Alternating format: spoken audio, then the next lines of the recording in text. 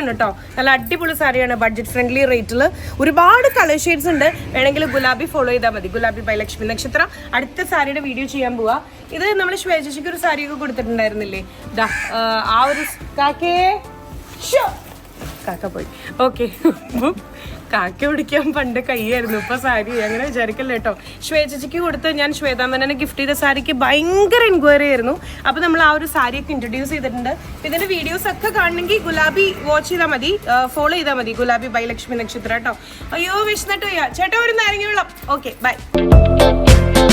ഷിനോൺ സിൽക്കിലെ ഒരു അടിപൊളി സാരി കേട്ടോ. അപ്പൊ നല്ല വയലറ്റ് ഷെയ്ഡിലുള്ള പിങ്ക് വേണോ, പേർപ്പിൾ വേണോ, വയലറ്റ്, ഒരു സിൽവർ മാല ഇടണോ? മാല വേണോന്ന്? വേണ്ടല്ലോ.